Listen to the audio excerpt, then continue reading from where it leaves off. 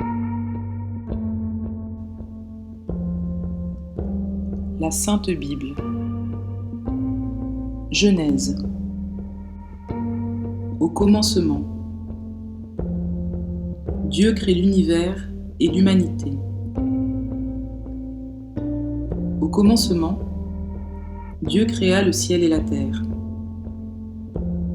La terre était sans forme et vide, et l'obscurité couvrait l'océan primitif.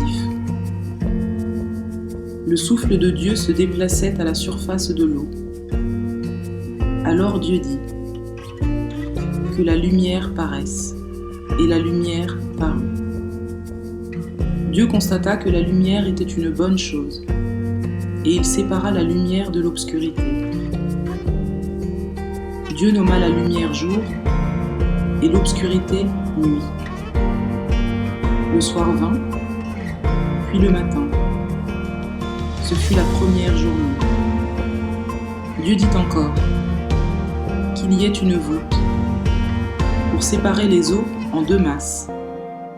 Et cela se réalisa. Dieu fit ainsi la voûte qui sépare les eaux d'en bas de celles d'en haut. Il nomma cette voûte ciel. Le soir vint, puis le matin. Ce fut la seconde journée. Dieu dit encore que les eaux qui sont au-dessous du ciel se rassemblent en un lieu unique pour que le continent paraisse.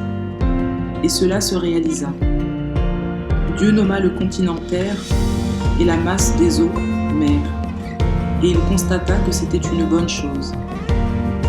Dieu dit alors que la terre produise de la végétation, des herbes produisant leurs semences et des arbres fruitiers dont chaque espèce porte ses propres graines. Et cela se réalisa. La terre fit pousser de la végétation, des herbes produisant leurs semences, espèce par espèce, et des arbres dont chaque variété porte des fruits avec pépins ou noyaux.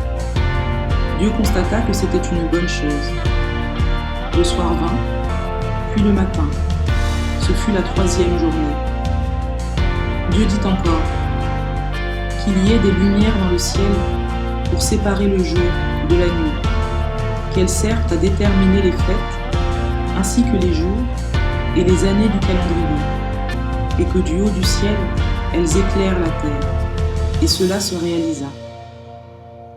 Dieu fit ainsi les deux principales sources de lumière, la grande, le soleil, pour présider au jour, et la petite, la lune, pour présider à la nuit. Et il ajouta les étoiles. Il les plaça dans le ciel pour éclairer la terre, pour présider au jour et à la nuit, et pour séparer la lumière de l'obscurité. Dieu constata que c'était une bonne chose. Le soir vint, puis le matin. Ce fut la quatrième journée. Dieu dit encore que les eaux grouillent d'une foule d'êtres vivants et que les oiseaux s'envolent dans le ciel au-dessus de la terre.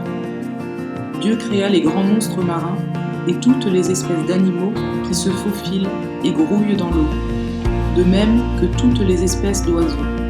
Et il constata que c'était une bonne chose. Dieu les bénit en disant que tout ce qui vit dans l'eau se multiplie et peuple les mers, et que les oiseaux se multiplient sur la terre. Le soir vint, puis le matin. Ce fut la cinquième journée. Dieu dit encore que la terre produise toutes les espèces de bêtes, animaux domestiques, petites bêtes et animaux sauvages de chaque espèce. Et cela se réalisa. Dieu fit ainsi les diverses espèces d'animaux sauvages, d'animaux domestiques et de petites bêtes. Et il constata que c'était une bonne chose. Dieu dit enfin : faisons les êtres humains, qu'ils soient comme une image de nous, une image vraiment ressemblante. Qu'ils soient les maîtres des poissons dans la mer, des oiseaux dans le ciel et sur la terre, des gros animaux et des petites bêtes qui se meuvent au ras du sol. Dieu créa les humains comme une image de lui-même. Il les créa hommes et femmes. Puis il les bénit en leur disant : « Ayez des enfants, devenez nombreux, peuplez toute la terre et dominez-la.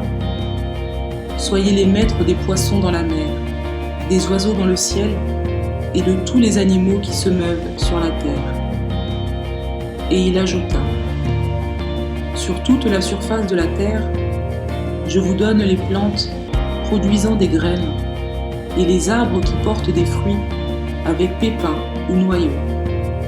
Leurs graines ou leurs fruits vous serviront de nourriture. De même, je donne l'herbe verte comme nourriture à tous les animaux terrestres, à tous les oiseaux, à toutes les bêtes qui se meuvent au ras du sol, bref, à tout ce qui vit. » Et cela se réalisa. Dieu constata que tout ce qu'il avait fait était une très bonne chose. Le soir vint, puis le matin. Ce fut la 6e journée. Ainsi furent achevés le ciel, la terre et tout ce qu'ils contiennent. Dieu, après avoir achevé son œuvre, se reposa le 7e jour de tout son travail. Il fit de ce 7e jour un jour béni, un jour qui lui est réservé, car il s'y reposa de tout son travail de créateur. Voilà l'histoire de la création du ciel et de la terre.